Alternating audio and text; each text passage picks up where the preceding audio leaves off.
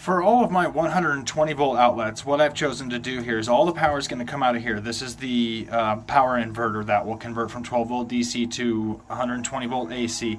This is was an extension cord that I've decided to cannibalize, and so I've cut it into separate pieces, and I'm actually using that. As you can see, there's two running over here that go inside the walls there. I'm using that to run my 120 volt outlets because one, for me, it was the cheapest option, and I know that this wire will be able to handle the amperage I'm putting through it, because I currently have a longer 120 volt AC wire, running from inside my house, powering all of my power tools.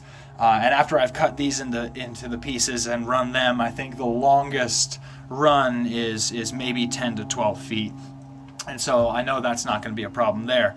And so what I've done is cut that open. Now with 120 volt lines, what you'll see with most standard lines is three colors. You'll have black, white, and green. Now the black, kind of counterintuitively, is your hot line. So black is hot, white is your neutral, and green is ground. That's a little bit more intuitive.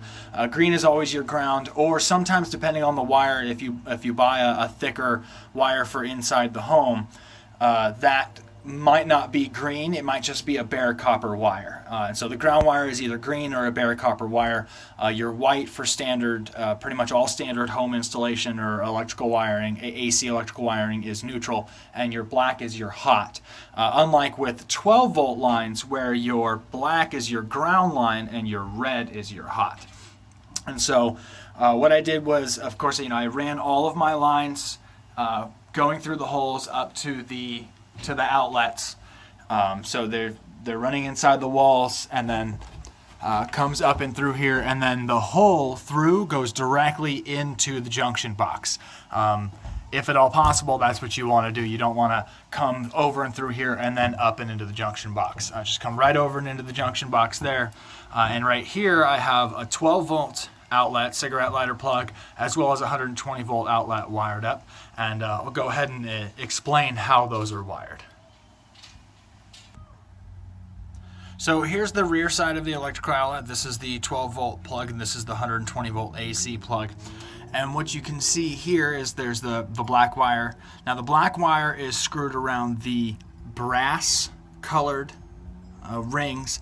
Now it's kind of difficult to see, actually pretty much impossible to see right now on the camera, but right in here this is labeled as hot, and so oftentimes only the hot will be labeled. You'll know that the other side is your neutral, and then down somewhere around the bottom will be a green screw, and that's where you connect your ground wire to.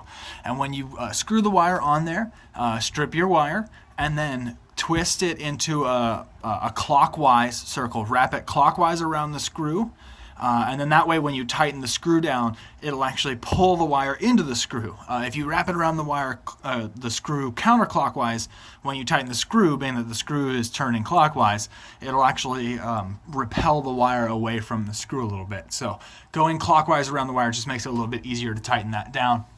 Now for the cigarette lighter plug, the 12 volt DC plug, you can see these things are pretty deep here. So what I've done, this has quick disconnect ports on the back, but what I've done is just soldered on some wires to come up here, and then I've made these, crimped on these quick disconnect spade bits for the 12 volt. And for the 12 volt, it's just really straightforward. You hook your black ground to the negative, and you connect your red to the positive, and then just make sure that they're both connected the same way back in your central electrical box.